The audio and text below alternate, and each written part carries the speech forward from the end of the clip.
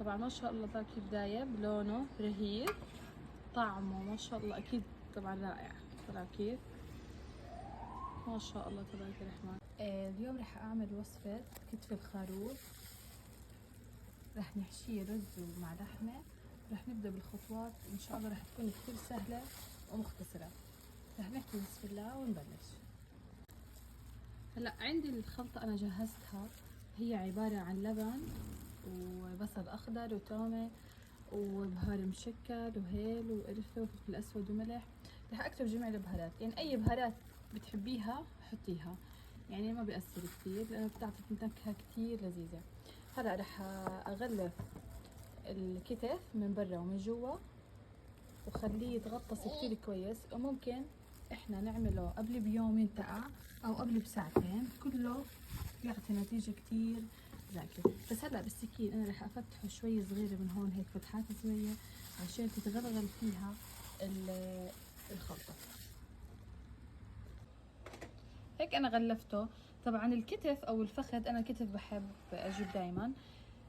طلع كيف هو فتح لي اياه مثل الدفتر من جوا، طلع كيف مفتوحة. هلا هون انا الفتحة هاي من جوا رح اغطسها كمان بالحشوة اللي هي عبارة عن رز مصري منقوع، طبخته مع شوية لحمة مفرومة وخليها تبرد هياتها. طلع كيف مفلفل كتير كويس وريحتها بتجنن. حطيت عليها بس ملح وفلفل اسود شوية زيت ولحمة. هلا هاي رح احشيها من جوا ورح اسكرها يا بالخيط يا بعود نكشات الاسنان، هم الخشب. هاي هالاعواد وهيك انا سكرته. مستحيل يفتح، ليش؟ لانه القصدير رح يضغط عليه كويس مع ورق الزبدة، استحالة تفتح.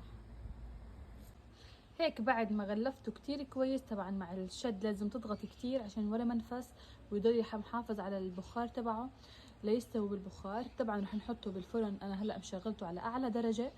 طبعا الكتف الخروف او الفخذ بده درجة حرارة عالية اول تقريبا نص ساعة، بعدين بنوطي ل 180 وبنتركه ل3 ساعات ل4 ساعات. طبعا انا بحس انه كل كيلو بده ساعة، 2 كيلو ونص يعني بده 3 ساعات ل3 ساعات ونص.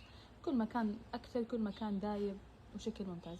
رح اعمل جنبه رز مفلفل ورح يطلع ان شاء الله جدا رهيب. طبعا انا دهنته هلا بدبس رمان شوية زيت والصلصة اللي كنت انا خلطها فيها هلا عشان تاخذ لون وتتحمر. شايفين ما شاء الله.